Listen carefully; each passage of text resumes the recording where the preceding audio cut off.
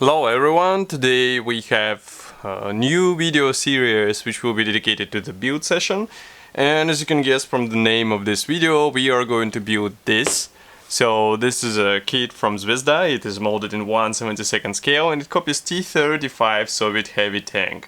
In a small scale it won't be such a huge model, but still it's relatively big for this particular scale, and it will be interesting to see how it fits all together and if it is such an easy kit as some modelers think it to be because of the small size, obviously.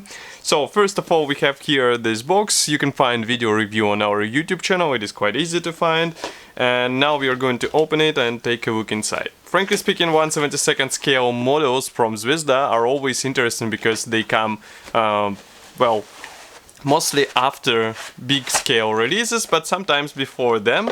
And that means that you have a choice between big model or maybe building something smaller which will take less space on your shelf.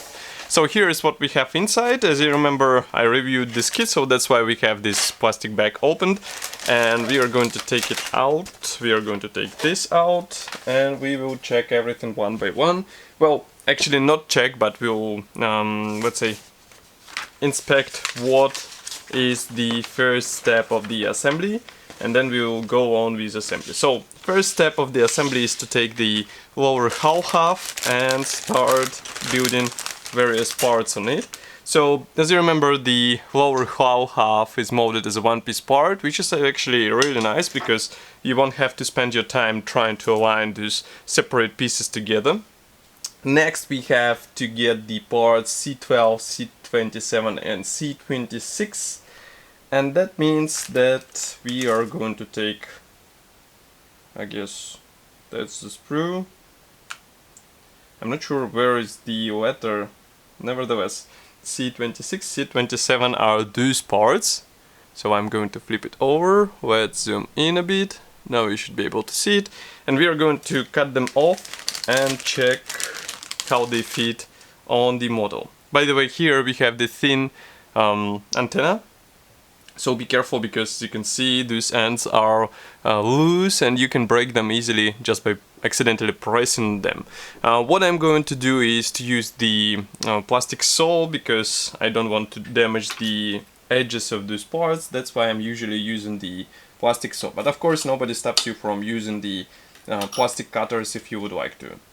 So here we have parts C27. This first video will be released as a offline video, but I think the next one will be online so that we can discuss everything all together, and it will be interesting to hear your opinion about this kit, so that's why it will be live. But for now I'm doing it as an offline session which is pre-recorded, but feel free to write your comments in the comment section below so that I will know what do you think about this kit. So here we have part C27. C27 will be going actually, so it is like this. It will be going from this side, but I need the glue, so just give me a second to find glue in my storage. Okay, I'm not sure if it will be working because it is a bit old glue, so let's see. But the part itself, we have here the special guiding points which should help you with easier alignment. So basically you just place it somewhere here, and as you can see it just fits nicely and it sits in place. It doesn't even jump off the part. That's funny part. Let's zoom in a bit so that you can see what I'm talking about. Here you can see this part, and that's actually the piece which we glued on the lower hull part. Well, what I'm going to do, because it sits so nicely, I'm going to just add a bit of thin glue. As you can see, that's a light green Tamiya glue. I'm going to add it around the edge, and let's hope that it will hold the part in place. I'll add a bit more on the lower surface because it will be very visible, and that's why we are free to pour some glue, some extra glue on this part. Okay, so this part is in place. And next I'm going to cut off the part C26, again with plastic sole. Here it is. We can actually zoom out a bit so that you can see what I'm doing. And overall, this kit is interesting because of the nice detailing, because we all know how Chinese manufacturers do the 1/72 scale. Well, except of Flyhawk, because Flyhawk is quite crazy in this stuff, and they do 1/72 scales with immense detailing, which looks absolutely amazing. I mean, some 135 scale kits don't have such detailing, and Zvezda is also good in this, because in 1/72 scale we get a really impressive amount of parts. I can check it in a second. Just give me a second to clean the part. Okay, part is clean, and in total there are... So there are 237 parts for 1/72 scale tank kit, which is more than impressive in my opinion, because some Chinese kits have less, and it is not because they try to simplify the assembly processes, because they have inferior detailing. Yes, some later releases from, for example, Trumpeter, they show a better detailing, but not the previous older models, which were quite horrible. I mean, we can say it straight, there is nothing to hide. Okay, so I'm applying here some glue on this piece. We are going to press it a bit so that it melts together. Okay, and the next step will be part C12. So C12 is this panel, and we can actually zoom in a bit so that you can see it. Here it is, this part. So again, we are going to use the plastic saw in order to cut it off and have it ready for installation. So just give me a sec. Attachment points are quite thin, that's why it is so easy to cut through them. You just need to do several passes with plastic saw and you are good to go. That's really cool because it, I would say, it speeds up the assembly process. So you don't have to worry about any possible issues or horrible things which can happen when you are separating the parts.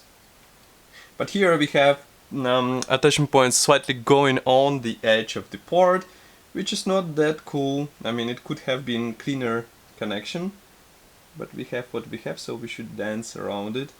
So just give me a second. I'm going to try to clean it. We can actually zoom in a bit more so that you can see it in detail. Okay, so here we have these attachment points right on the edge. And note that here we have slightly angular edge. That's why, well, camera is not focused. Now you should be able to see it. So as you can see, it is placed on this angular edge. So be sure to clean it in the right way without any additional issues. Well, as you can see, with sharp knife it's more or less a breeze to do, so no really complex problems, I would say. So what do we do here is to apply this part just like this here. Okay, again, it sits without any extra help, so here you can see the final result. It doesn't fall out, and that's really cool. I mean, it's a really precise fit, and you get it right out of the box. That's what I like. But now we are going to apply a bit of glue still in order to get the bond between the parts. Let's zoom, focus the camera so that you can see what we are talking about. So I'm quite generous with glue because I would like to melt plastic a bit. That's why I'm breaking parts. I'm just kidding. It's a bit of extra pressure and parts fly away. Anyway, I'm going to apply a bit from inside as well. So let's see how it will work.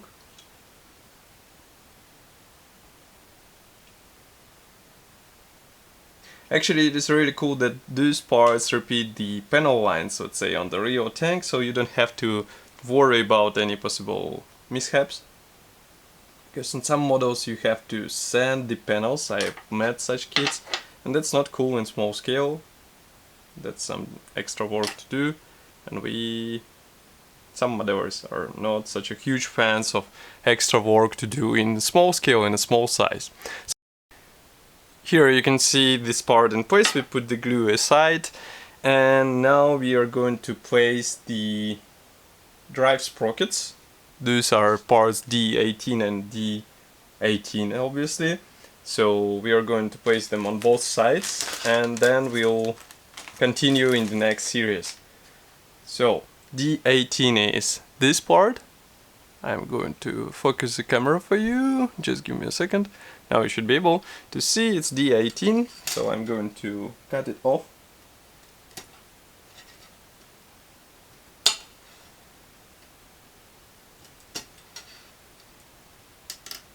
Attachment points are placed right on the teeth, so I'm not sure if it is cool or not, but I mean, with sharp plastic saw it is more or less easy to cut off without any extra issues, so I don't think it will be a huge issue for you as well.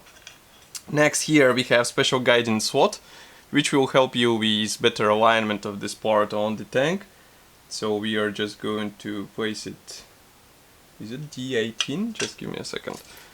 Because yes, it's D18. So how do we place him? This part, it is like this. Okay. So it should be something like this. And again, it sits tightly on the part, on the necessary spot. So we are going just to use a bit of glue and we will be good to go. Just give me a second.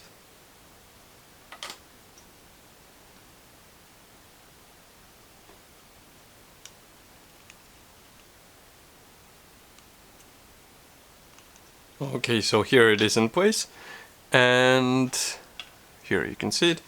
Let's place it like this, and I'm going to cut off another D18 part so that we can have it on both sides.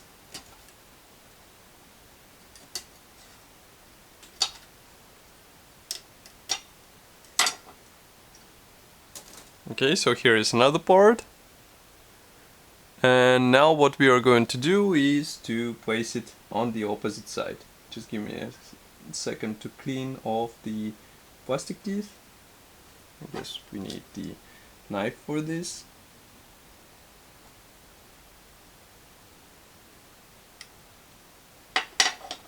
Okay, so here again we have the guiding element, which should help us with proper alignment. That's why I'm not doing the drive fitment, because I'm sure that it will be fitting perfectly straight away.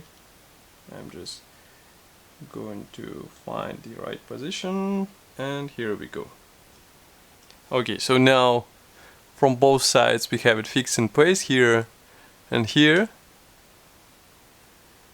And the next step will be to attach the towing hooks. I'm going to do it off the camera, and in the next video, I hope it will be the live video, we are going to talk about the assembly process for other parts on this tank. For now, I would like to thank you for watching, thank you for joining, stay tuned for the next videos, and bye.